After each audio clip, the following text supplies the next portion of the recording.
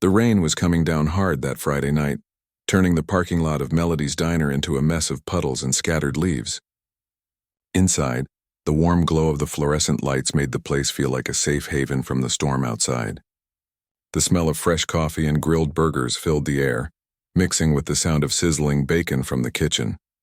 Lisa had been on her feet for nearly 10 hours straight. Her white sneakers squeaked against the checkered floor as she moved between tables, refilling coffee cups and taking orders. At 26, she had been working at this diner for almost 4 years now. It wasn't glamorous work, but it paid the bills and helped her save money for her dream of opening her own small cafe someday. The Friday night crowd was the usual mix of people you'd expect to see at a roadside diner. Truck drivers stopping for a quick meal before hitting the road again, factory workers grabbing dinner after their late shift, a few college students studying over endless cups of coffee. Lisa knew most of them by name and their usual orders by heart.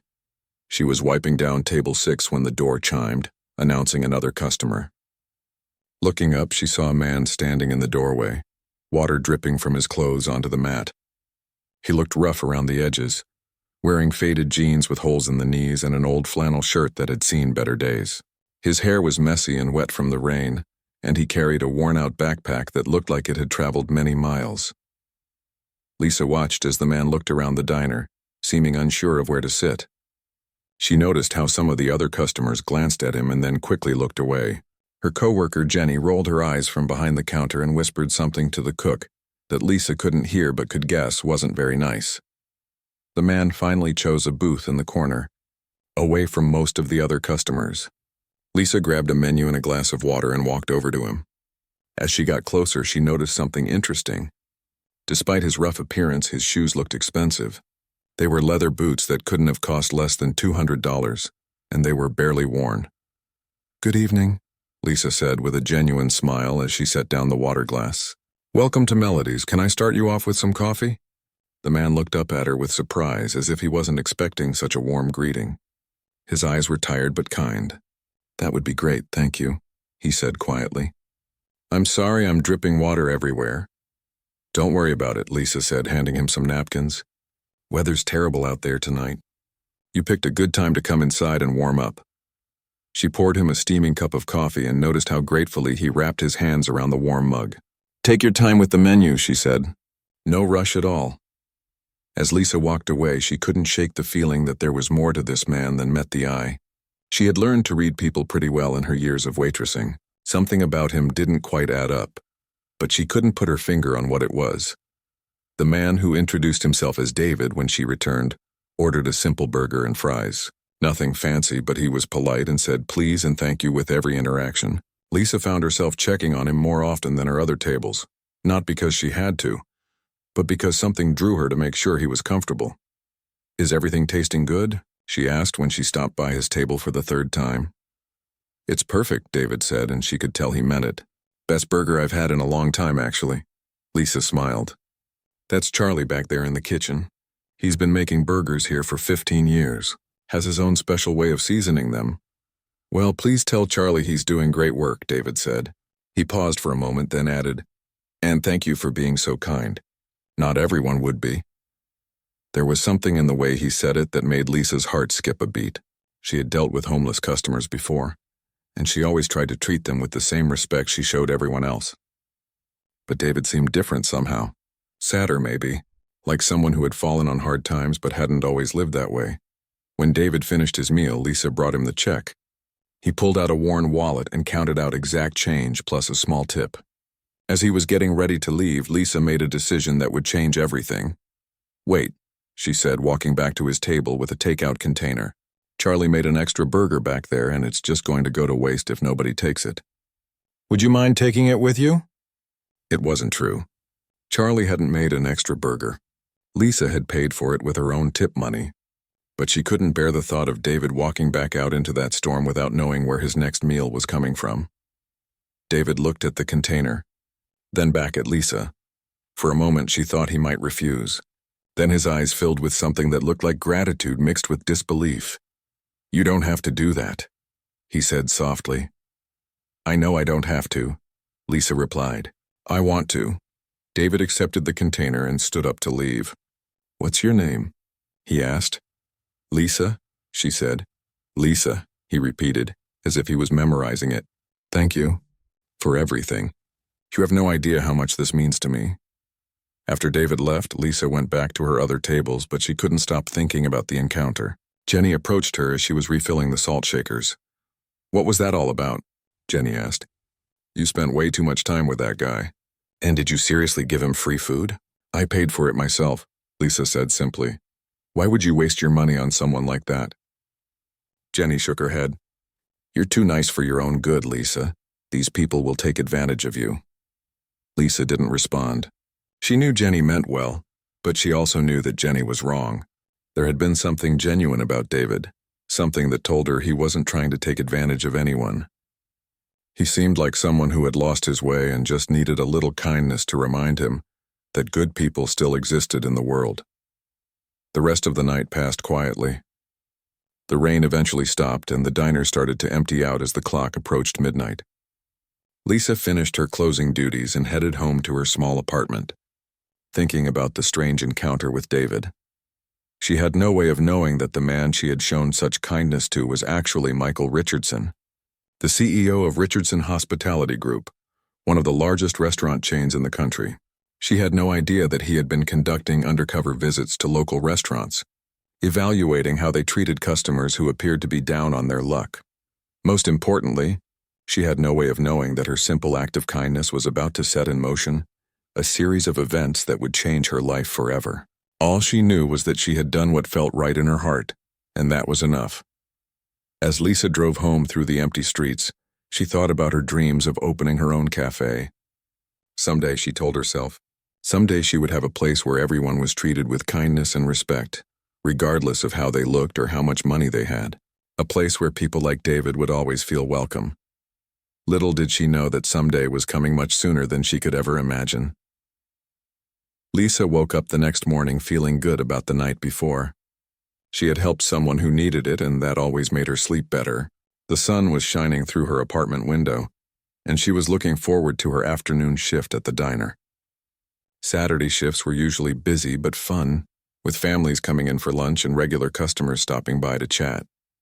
She arrived at Melody's diner around noon, tying her apron and checking in with the kitchen staff.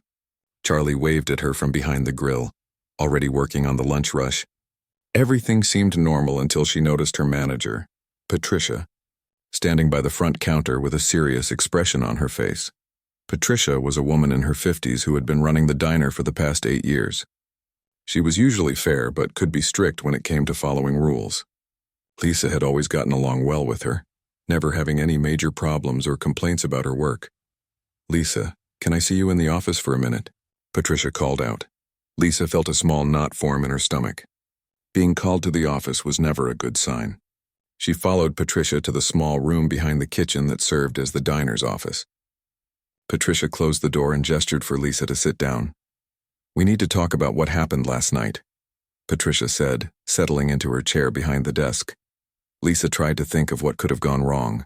Her tables had all been served on time. She hadn't broken any dishes or spilled anything on customers. She couldn't think of a single problem from her shift. I'm not sure what you mean, Lisa said honestly. Patricia turned on a small monitor on her desk. It showed grainy black and white footage from the diner's security cameras. Lisa watched herself serving David, bringing him coffee, and chatting with him at his table. Then she saw herself bringing him the takeout container before he left. Can you explain this to me? Patricia asked, pointing at the screen. Lisa's heart started beating faster. I gave a customer some food to take with him. I paid for it myself with my own tip money. That's not the point, Lisa, Patricia said, her voice getting more serious. You spent way too much time talking to this one customer while your other tables were waiting. Look at this. She pointed to another part of the screen where Lisa could see herself standing by David's table for several minutes while other customers were trying. To get her attention, Lisa watched the footage and realized it did look bad from this angle. The cameras couldn't capture the conversations or show that her other customers had been patient and understanding. They couldn't show how David had seemed to need someone to talk to, or how her brief conversations with him had actually made her feel more energized to help her other customers. And this, Patricia continued, pointing to the moment when Lisa gave David the takeout container. This is giving away food without permission. I don't care if you paid for it. Company policy clearly states that all food transactions must go through the register. But I wasn't trying to break any rules, Lisa said, feeling desperate. I was just trying to help someone who looked like he needed it. Lisa, I understand you have a good heart, Patricia said, but her tone remained firm. But we can't have employees making their own decisions about who gets free food and who doesn't. What if every customer who looked like they were struggling came in expecting the same treatment? We'd go out of business. Lisa felt tears starting to form in her eyes. It was one burger, Patricia. One burger that I paid for myself. It's not about the money, Patricia said. It's about following procedures. And it's about doing your job properly. You neglected your other customers to spend time with someone who couldn't even afford to tip properly. That comment stung. Lisa had noticed that David's tip was small, but she had assumed it was because he didn't have much money. She certainly hadn't treated him differently because of it. I've also received a complaint, Patricia continued, though she didn't elaborate on who had complained or what exactly they had said. Lisa suspected it might have been Jenny, who had clearly disapproved of her interactions with David. Or maybe another customer had felt ignored, though Lisa couldn't remember anyone seeming upset during her shift. Patricia, please, Lisa said, her voice shaking. I've worked here for almost 4 years. I've never had any problems before. My customer reviews are always good. I just made one mistake. This isn't just one mistake, Lisa, Patricia said, opening a file folder on her desk. You've been warned before about being too friendly with customers. Remember the incident with the elderly man who you let sit in your section for 3 hours without ordering anything? Lisa did remember that. Mr. Henderson was a lonely widower who sometimes came in just to have someone to talk to. She had let him sit and nurse a single cup of coffee because she felt sorry for him. Patricia had told her that tables were for paying customers, not social visits. And there was the time you comped a meal for that family whose car broke down in our parking lot.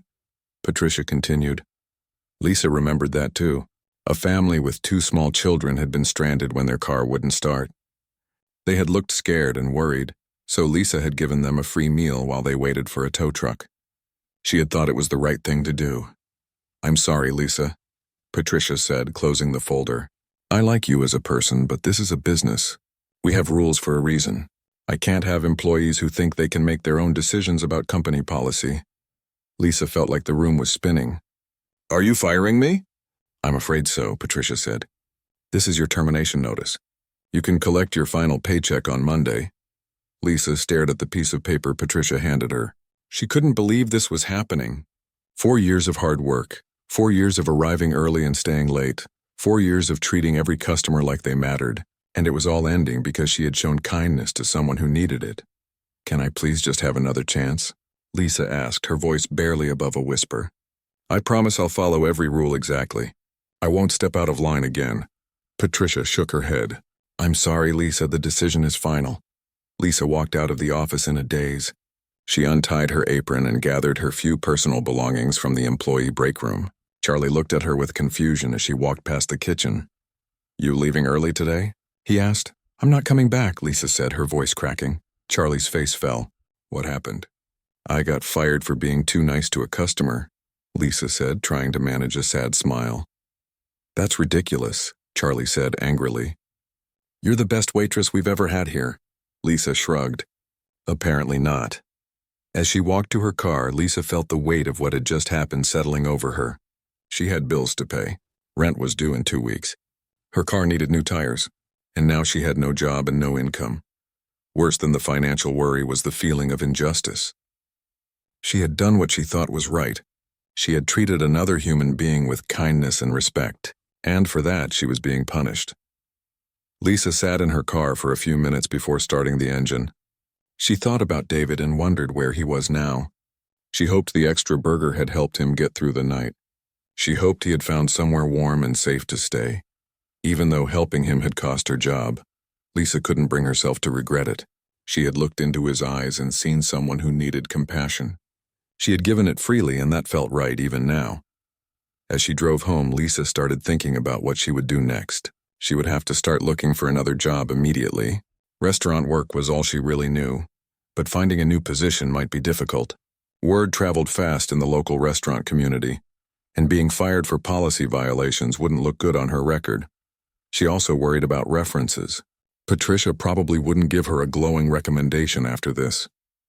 And even if she found another job, it would likely mean starting over at minimum wage with no seniority. Lisa pulled into her apartment complex and sat in the parking lot for a moment. She thought about calling her mom, but she didn't want to worry her. She thought about calling her best friend Amy, but she wasn't sure she was ready to talk about what had happened yet. Instead, she went inside and made herself a cup of tea. She sat at her kitchen table and tried to figure out her next move. She had some money saved up, but not much. Maybe enough to cover rent and bills for a month if she was careful. As the afternoon turned to evening, Lisa found herself thinking about her dream of opening her own cafe. It seemed further away now than ever before. How could she save money to start a business when she couldn't even keep a job as a waitress? But then she remembered something her grandmother had always told her. When you do the right thing, the universe has a way of taking care of you. Her grandmother had been a wise woman who had lived through many difficult times. She had always believed that kindness was never wasted, even when it seemed to cause more problems than it solved. Lisa decided to hold on to that belief. She had done the right thing by helping David, and somehow everything would work out. She just had to have faith and keep moving forward. Little did she know that across town, David was having a very different kind of evening. He was sitting in a luxury hotel room making phone calls and checking emails. He was thinking about the kindness he had experienced at Melody's diner and wondering how he could find the remarkable young woman who had treated him with such genuine compassion, and he was getting very angry as he learned what had happened to her because of that kindness. David Richardson sat in his corner office on the 40th floor of the Richardson building, staring out at the city skyline. 3 days had passed since his visit to Melody's diner, but he couldn't stop thinking about the young waitress who had treated him with such incredible kindness. As the CEO of Richardson Hospitality Group, David owned 132 restaurants across 12 states. He had built his empire from a single coffee shop he had inherited from his grandfather 25 years ago. Now at 51, he was worth hundreds of millions of dollars and employed over 8,000 people. But success had come with a price. David had noticed that as his company grew larger, the personal touch that had made his grandfather's coffee shop special was getting lost. Customers were becoming just numbers on a sales report. Employees were following scripts instead of connecting with people. The heart and soul of hospitality was slowly disappearing from his restaurants. That's why David had started doing these undercover visits. Once a month, he would disguise himself as an ordinary customer and visit restaurants throughout his region. Not just his own establishments, but competitors and independent places too. He wanted to see what real hospitality looked like and find ways to bring that feeling back to his own business. Most of the places he visited were fine. The service was adequate, the food was decent, and the staff did their jobs without any major problems. But they were forgettable. There was no warmth, no genuine care, no sense that the employees actually wanted to make customers feel welcome. "I was pretending to be going through a hard time," David said. "The truth is, I'm the CEO of Richardson Hospitality Group. I was visiting your diner undercover to see how customers are treated." Another long pause. David wondered if Lisa thought he was crazy or if she had hung up the phone. "I don't understand," Lisa finally said. "I visit restaurants in disguise to evaluate customer service," David explained. "I dress like someone who doesn't have much money to see how staff treat customers who appear to be struggling. Most places I visit are adequate, but not memorable. Your kindness that night was extraordinary." "Are you serious?" Lisa asked, her voice filled with disbelief. "Completely serious," David said. "And I just found out that you were fired because of how you treated me. I'm calling because I need to make this right." David could hear Lisa starting to cry on the other end of the phone. "I lost my job because I gave you a burger." "You lost your job because you showed genuine compassion to another human being," David said, feeling his anger at the situation returning. "And that's exactly why I want to offer you a position with my company." The silence on the other end of the phone stretched for almost a full minute. When Lisa finally spoke, her voice was shaky with emotion. "This feels like a dream," she said. "Are you really who you say you are?" "I'll prove it to you," David said. "Can we meet tomorrow? I'd like to discuss how we can work together to change the restaurant industry for the better. Lisa stared at herself in the bathroom mirror, trying to calm her nerves. It had been 12 hours since David Richardson had called her, and she still wasn't sure if she was living in reality or having the most elaborate dream of her life. She had spent most of the night researching Richardson Hospitality Group online. The company was real. David Richardson was real. He was indeed the CEO of a massive restaurant empire worth hundreds of millions of dollars. His photo on the company website looked nothing like the disheveled man who had sat in her section that Friday night, but the eyes were the same. Kind, intelligent eyes that had seemed out of place with his rough appearance. Now she was getting ready to meet him at his corporate headquarters downtown. Lisa had chosen her best interview outfit, a navy blue dress and matching blazer that she had bought 2 years ago for a job interview that hadn't worked out. Her hands were shaking as she applied lipstick and tried to make herself look professional. The Richardson building was an impressive glass tower in the heart of the city's business district. Lisa had driven past it many times but never imagined she would actually go inside. The lobby was elegant and modern, with marble floors and expensive-looking artwork on the walls. At the reception desk, a well-dressed woman smiled at her warmly. "You must be Lisa. Mr. Richardson is expecting you. I'm Rebecca, his assistant. He's asked me to bring you up to his office."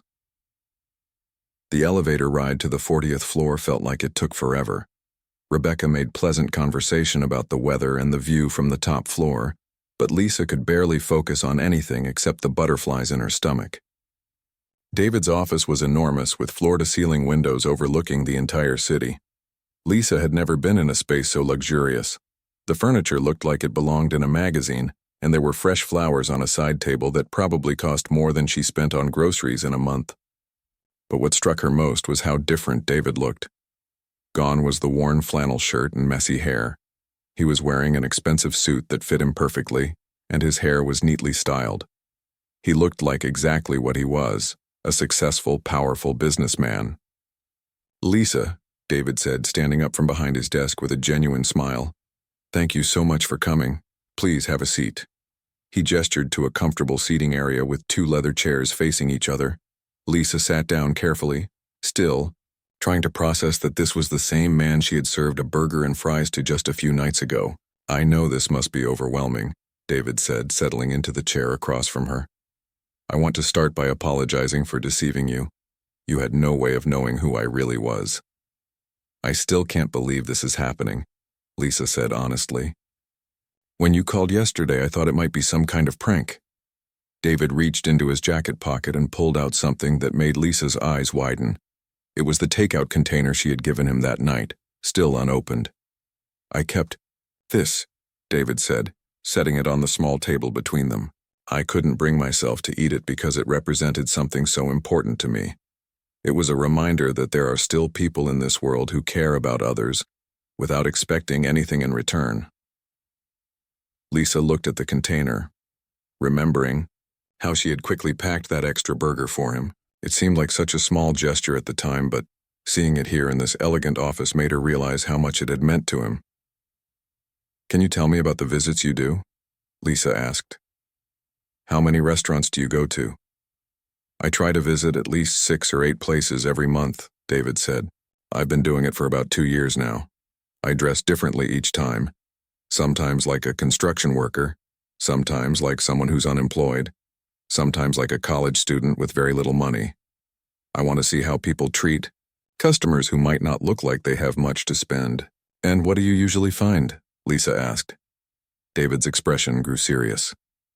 "Honestly, most places treat me adequately but not memorably. The staff does their job, but there's no real warmth or connection. Some places are worse. I've been ignored, treated rudely, or made to feel unwelcome because of how I look." He paused, looking out the window for a moment before continuing. "But what you did that night was different. You didn't just serve me food. You made me feel like I mattered as a person. You talked to me like I was someone worth knowing, not just another customer to get through quickly." Lisa felt tears forming in her eyes. "That's just how I try to treat everyone. My grandmother always taught me that you never know what someone is going through, so you should always be kind." Your grandmother sounds like a wise woman, David said, and her lesson clearly had a profound impact on you. That's exactly the kind of attitude I want to see in all of my restaurants. Can I ask you something? Lisa said. Why do you do these visits? I mean, you could just look at sales numbers or customer surveys to see how your restaurants are doing. David leaned back in his chair, considering the question. Numbers only tell part of the story. They can tell you how much money you're making or whether customers come back, but they can't tell you how those customers felt during their visit. They can't tell you whether your staff genuinely cares about people, or if they're just going through the motions. He stood up and walked to the window, looking out at the city below. When my grandfather ran his coffee shop, every customer was treated like family. People didn't just come for the coffee. They came because they knew they would be welcomed and cared for. As my company has grown larger, I've been worried that we're losing that personal touch. Lisa joined him at the window. From this height, the people on the street looked tiny, like ants moving through the urban landscape. It must be hard to maintain that personal feeling when you have so many locations. It is, David agreed. That's why finding people like you is so important. You have a natural instinct for hospitality that can't be taught. You understand that taking care of people isn't just a job, it's a calling. They returned to their seats and David's expression became more serious. Now I need to tell you about what happened after I left the diner that night. And I have to warn you, it's going to make you angry. Lisa braced herself. What do you mean? After our phone call yesterday, I had my assistant call Melody's Diner to get your contact information, David said. That's when I learned that you had been fired. You know about that? Lisa asked, surprised. I know everything about it, David said, his voice hardening. I know that your manager, Patricia, fired you for giving away food and spending too much time with customers. I know that she was proud of herself for enforcing company policy. And I know that she refused to give my assistant your contact information because it was against the rules. Lisa felt a mix of emotions, embarrassment that this successful businessman knew about her firing, and anger that Patricia had made her sound like a problem employee. The worst part, David continued, is that Patricia seemed to think she had done the right thing. She acted like firing you was a smart business decision that would improve efficiency and reduce costs. Maybe she was right, Lisa said quietly. Maybe I was spending too much time talking to customers instead of focusing on my other duties. No, David said firmly. She was completely wrong. What she did was fire the most valuable employee that restaurant had.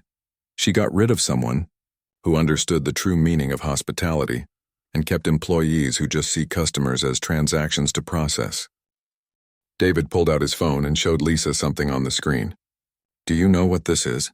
Lisa looked at the phone and saw what appeared to be a business website. Is that Melody's Diner's website? It's their page on a restaurant review site, David said. Look at the comments from customers. Lisa read through several reviews and her heart sank. Multiple customers had mentioned her by name, talking about how friendly and caring she was. One review from just a few weeks ago said, Lisa is the best waitress we've ever had. She always remembers our order and asks about our kids. She makes this place feel like home. You were the reason people kept coming back to that diner, David said. Patricia didn't just fire an employee. She fired the heart and soul of her business. Lisa wiped away a tear. I just wanted to help people feel welcome. And that's exactly why I want to offer you a job, David said. But not just any job. I want you to help me transform the entire culture of my company. Lisa looked up at him in surprise. What do you mean? I want to create a position for you as Director of Customer Experience, David said. You would work with me to develop training programs that teach our employees how to provide the kind of genuine hospitality you showed me that night. You would visit our restaurants and help managers understand that taking care of people isn't just good business. It's the right thing to do. Lisa stared at him in disbelief. You want me to work here? In this building? I want you to help me change an entire industry, David said. I want you to show thousands of restaurant employees that kindness isn't a policy violation. It's the most important part of their job. The offer was so overwhelming that Lisa didn't know how to respond. Just 3 days ago, she had been fired from a diner job. Now she was being offered a position at one of the largest restaurant companies in the country. I don't have any corporate experience, Lisa said. I've never worked in an office or managed programs or anything like that. You have something much more valuable than corporate experience, David said. You have the heart of a true hospitality professional. Everything else can be learned. Lisa looked around the elegant office, then back at David. This feels too good to be true. It's completely true, David said. And there's something else. I'm also planning to make sure that Patricia and Melody's diner understand the magnitude of their mistake. 6 months later, Lisa stood in front of a room full of restaurant managers from across the Richardson Hospitality Group, feeling more confident than she ever had in her life. She was wearing a professional pantsuit that actually fit her properly, and her hair was styled in a way that made her look both approachable and authoritative. Good morning, everyone, Lisa began, looking out at the faces of 50 restaurant managers who had come to corporate headquarters for their quarterly training session. I want to start today by telling you about a customer I served 6 months ago who changed my life forever. The transformation in Lisa's life had been remarkable. After accepting David's offer to become Director of Customer Experience, she had thrown herself into learning everything she could about corporate training, customer service excellence, and restaurant management. David had provided her with a mentor, enrolled her in business courses, and given her access to the best hospitality consultants in the industry. But more than that, he had given her a platform to share her natural understanding of what it meant to truly care for people. Lisa had developed training programs that focused not on scripts or procedures, but on helping employees understand that every customer was someone's family member, someone's friend, someone who deserved to be treated with dignity and respect. The results had been extraordinary. Customer satisfaction scores across all Richardson Hospitality Group locations had increased by 35%. Employee retention had improved dramatically as workers felt more empowered to connect with customers authentically.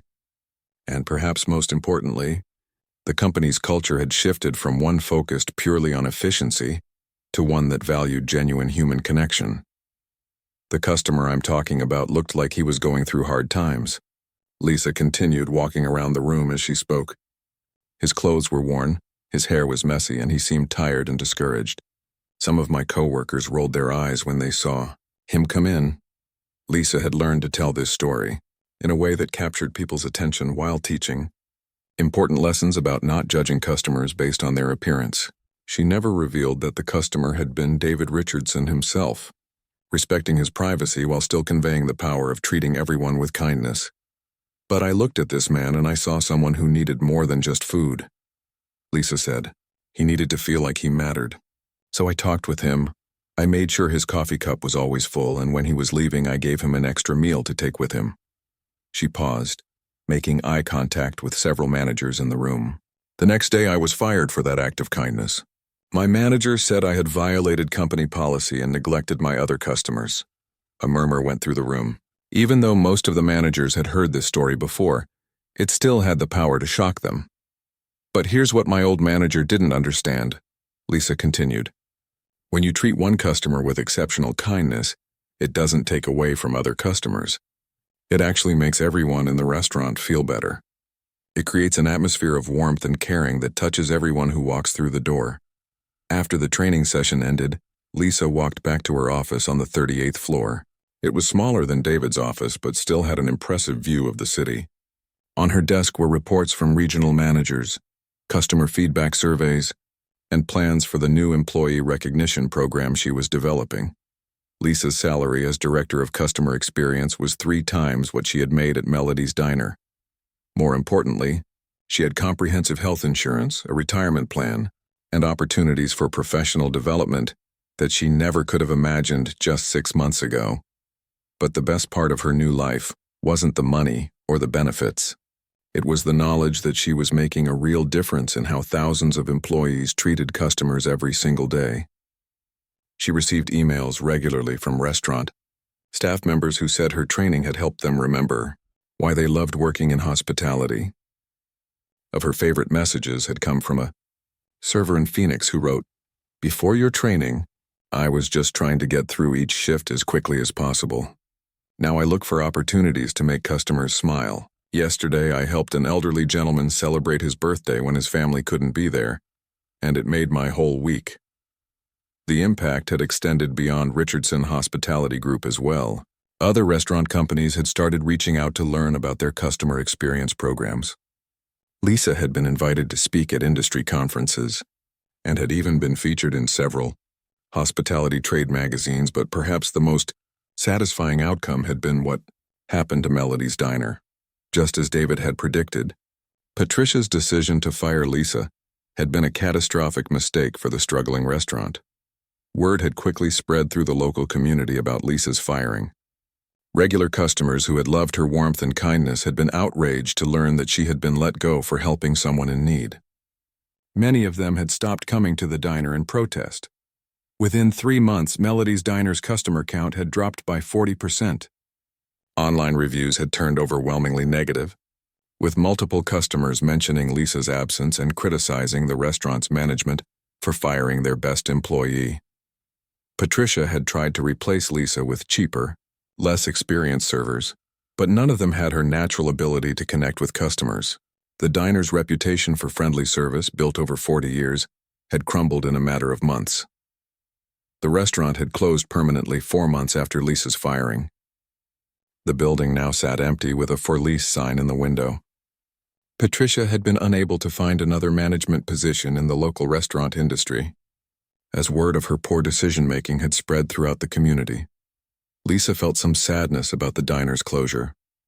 It had been a local institution where families had gathered for decades, but she also felt vindicated that her approach to customer service had been proven right in such a dramatic way.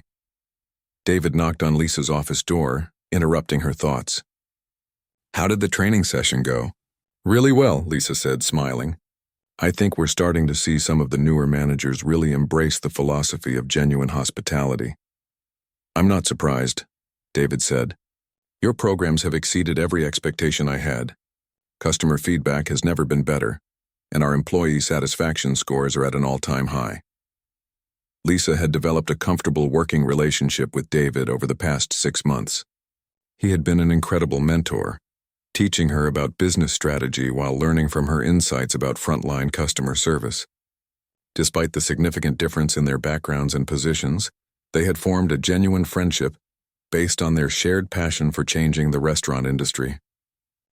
"I have some news that I think you'll find interesting," David said, settling into one of the chairs across from Lisa's desk. "We've been approached by a major television network. They want to create a documentary about our customer experience transformation, focusing on how your story sparked a company-wide culture change." Lisa's eyes widened. "A documentary? About me?"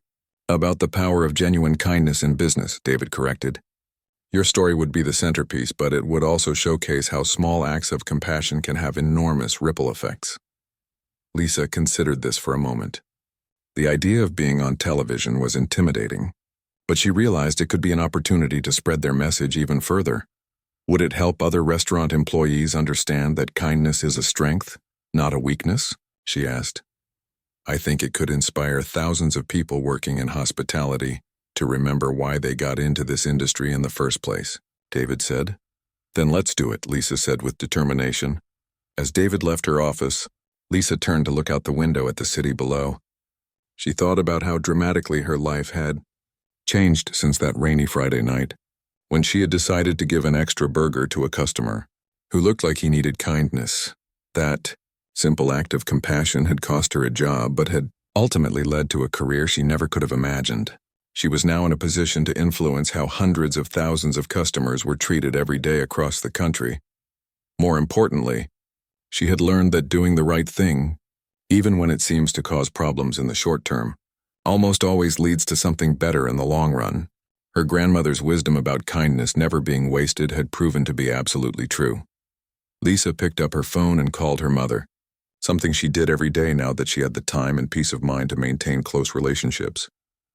"Hi, Mom," she said when her mother answered. "I just wanted to tell you about my day."